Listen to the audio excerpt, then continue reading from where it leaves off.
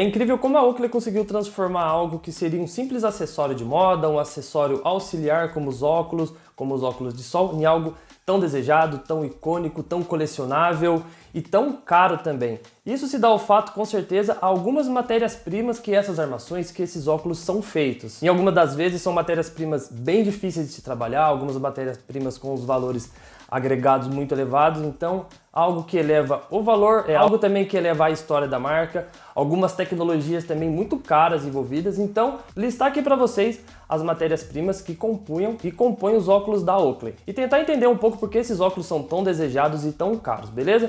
Antes de eu começar a falar tudo aqui para vocês, espero que vocês compartilhem esse tipo de vídeo, é um conteúdo muito interessante, é um conteúdo bem legal para quem gosta da marca. Acredito que muitas coisas que eu vou dizer aqui, muitas pessoas não sabiam, beleza? Então é algo que deve sim ser compartilhado. Se você não é inscrito no canal, já passou da hora, beleza?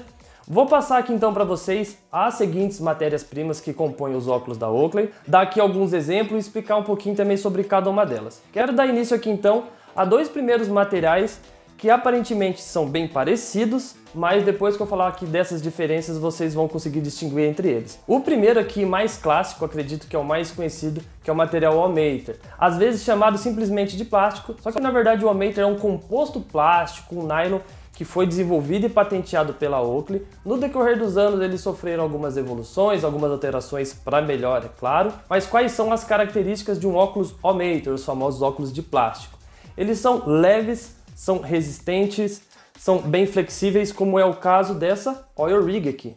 Pode ver que mesmo sendo grande, ele é um óculos bem leve, ele é bem flexível também, e ele também é muito resistente. E o legal desse óculos, que por ele ser leve também e ele ser resistente, ele não necessita de parafusos, de ferramentas para você conseguir fixar ou desmontar ele, como é o caso dessa haste. Se eu aplicar um pouquinho de força aqui, eu já consigo soltar a sua haste. Tá certo que há um desgaste muito grande e se eu fazer isso várias vezes no decorrer do tempo, mas uma vez ou outra não tem problema nenhum, a título de você quiser fazer uma limpeza, algum tipo de manutenção, e para voltar a mesma coisa, você faz uma mesma forcinha para dentro e o óculos já voltou e ele fica aqui na sua forma original. No decorrer dos anos, esse material All-Mater ele sofreu algumas evoluções, como eu disse um pouquinho atrás, que dos primeiros óculos até os óculos do início dos anos 2000 era um tipo de All-Mater um pouco diferente. Era denominado como All-Mater.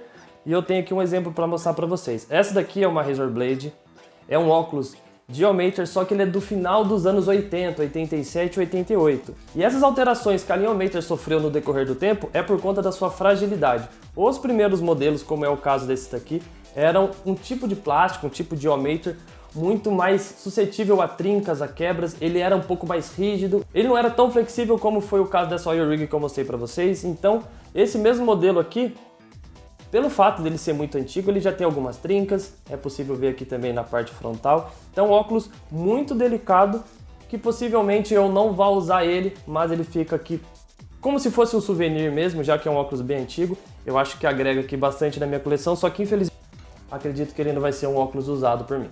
E esses óculos da linha All-Mater tem uma infinidade de exemplos para dar para vocês, como a Oil Rig, Oil Drum, Gascam, Full Cell, Holbrook, desde os modelos mais antigos até os modelos mais novos ainda são fabricados com material All-Mater. Um material que, olhando rapidamente, pode ser confundido com All-Mater é o acetato. Ele é um outro tipo de composto plástico, também tem algumas características de ser resistente, e com essa característica visual do acetato você pode trabalhar com diversas cores na mesma frame, na mesma composição. Você pode começar ela pela parte interna de um jeito mais translúcido, como se fosse em camadas, você trabalhar com cores e sobrecores, e o resultado final pode ser uma frame bem bonita. E os exemplos de óculos aqui de acetato, tem a Riddle, tem a Dangerous, tem a Frogskins LX, e já um adendo aqui, como eu disse, que às vezes, para quem não conhece muito, pode confundir o acetato com o All-Mater, uma grande diferença entre eles. Todos os óculos de acetato, eles têm como característica uma dobradiça metálica, não é do jeito de encaixe como eu mostrei para vocês a Oil Rig, e ele tem uma alma metálica que atravessa por toda a sua haste, dando uma certa sustentação. Agora, puxando para os materiais com características metálicas, tenho aqui para começar para vocês o C5 Alloy ou a liga C5. Esse C5 Alloy, na verdade, é um composto metálico com 5 ligas metálicas, tornando uma frame também bem leve e bem resistente. Às vezes, erroneamente, eles são chamados de óculos de ferro, mas na verdade são os óculos feitos com essa liga C5, que é essa mistura de materiais fundidos bem resistentes. E os exemplos aqui são as Darts, são as Remedies, Crosshair, Whisker, os óculos da linha Wire. Então sempre que você vê um óculos aparentemente de ferro, muito provável que ele seja desse C5 Alloy. Um outro tipo aqui de metal bem peculiar para se ter numa frame de óculos, eu já trouxe aqui no canal, falei um pouquinho, fiz um unboxing dele, que é da MagSwitch. É um óculos feito de magnésio. O magnésio também é um tipo de metal muito leve e muito resistente. Tenho até aqui ele para mostrar para vocês. Já fiz um unboxing aqui, quem viu deixa aí no comentário. Ele é um material muito leve, só que ele não tem flexibilidade nenhuma, pelo menos o que eu consegui notar aqui. E como ele não é muito flexível, as suas hastes tem como se fossem umas dobradiças, uns martelinhos, para poder auxiliar nesse fechamento dessa abertura e também não deixar a vestimenta muito desconfortável, para não ter a necessidade de vestir por cima. É sempre bom para você proteger a integridade desse amortecedor, mas não é uma obrigação, como é o caso de alguns óculos da linha X-Metal. E desse material de magnésio, não só a MagSwitch, mas teve dois modelos que foram releituras de modelos que já existiam de Augmentor, que é a Mag4 e a Mag M-Frame. Uma outra matéria-prima que também bem interessante para se ter em óculos de sol, em óculos de grau, é o carbono.